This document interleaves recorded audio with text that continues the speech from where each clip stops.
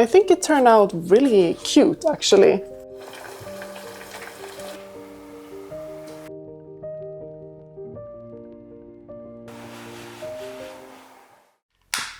Good morning.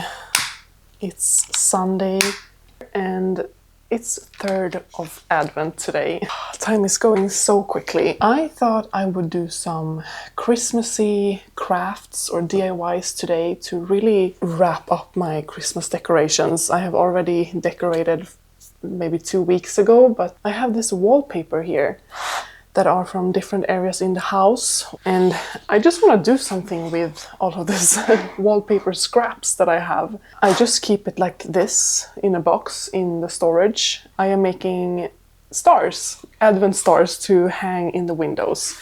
It's not gonna have lighting, so here, for example, I have a bunch more scraps of this wallpaper. I have this one that I have in my hallway. And this is a really easy DIY craft. You basically take the wallpaper you want, and if you already have scraps like this that are a rectangle, then you're all set. But I just want to show you and have a little cozy atmosphere while I talk you through it. You need to think about the size that you want. So obviously the length and the width of the wallpaper will determine the size of the star. So you're gonna fold them like so.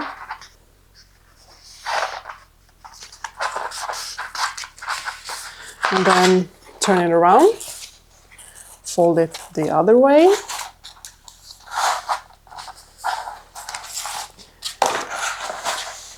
And the other way. And just continuing doing this. And you can make the ruffles that this creates as thin or as wide as you want, depending on how small of a strip that you fold. This one is not going to be perfect, I just want to show you. This is what it looks like in there, and you can see it already wants to fan out. And it will be either 3 pieces or 2 pieces, it depends on the length of the roll that you have. And then you can cut the tips right here so that you will get some interesting design. You can have it simple like this, or if you want them more on an angle in some way, then you can take the scissors and just cut the tips like this. And then you get this beautiful fold inwards. So what I did now, just to show you, is making a hole in the bottom. And then I have a silk ribbon here, thread through the hole. I'm gonna try to see if I can refill my stapler, because I think that will be so much easier. So I have my 3rd and final piece here. If you have a whole roll of wallpaper hanging around that you just are not using, then go ahead and make a big star out of that. You don't have to make all of these tiny pieces. But I think this works fairly easy. So just tie everything together in the middle here. Alright, so it's looking like this right now. I just take some glue here. Glue on the sides here. Stick them together. Like so. I have made this previous years, but it wasn't wallpaper, I think. It was gift wrapping paper. But if you want something more robust and like durable, then you do need to have some sort of thicker paper, like wallpaper.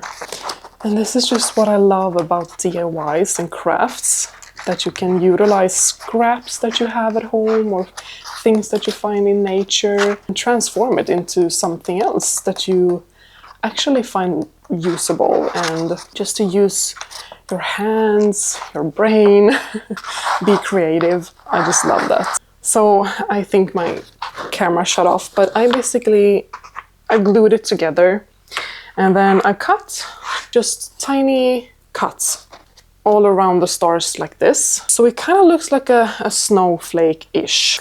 I think it turned out really cute actually, just being a demo. Cutting these incisions really helped because if I cut them like this, I can fold the tips a little bit inwards.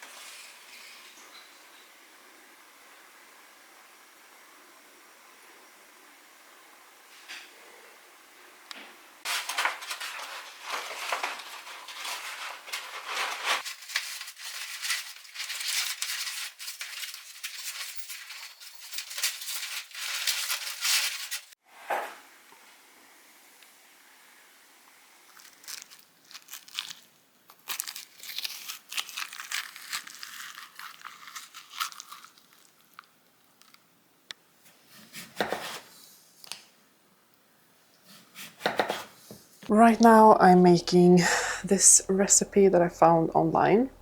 It's a butternut squash gratin with cheddar and sage. And we've already cut the butternut squash. I got help from Eric and it's such a beautiful color. Kind of like a melon scent almost. It's really fresh and very orange. So this is already cut and ready to go. But I need to make the cream sauce. And in the cream sauce, I'm using 5 deciliters of cream, some salt, about a half a teaspoon, some black pepper. I got 2 cloves of garlic. And then I'm gonna add some sage, and I have my own sage from the garden that has been hanging here to dry. I finally have a use for it, so I'm not sure how much I need. It says that I need a half of a pot of sage, so I think I'm gonna maybe add half of this bunch here. So maybe about this much, and then I'm just gonna crumble it in here. Actually, that was not a good idea because I got some stems too. So I just grab them separately like this and crumble them. And I find that when I hang dry my herbs that they really maintain or preserve the flavor really well. So now that's all mixed in. So I'm gonna try my best to fit them into this baking dish here without disrupting the beautiful shape that it already has. So it doesn't really fit, but I think I can mix them together like this.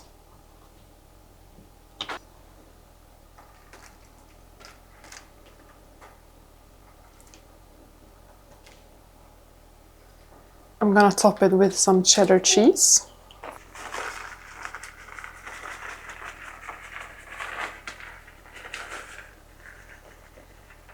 I have the oven preheated to 175 degrees Celsius and I'm gonna bake it for 60 to 80 minutes. Or until it has nice color and the pumpkin is soft. I'm gonna make some mulled wine. We don't have the finished mulled wine that you buy at the store, so I'm gonna use some Alsace that we have from yesterday. And I diced some fresh orange together with some Christmassy spices. I got star anise, cloves, and cinnamon sticks. I added a little bit of sugar and now I'm gonna let it gently simmer for maybe 5 minutes.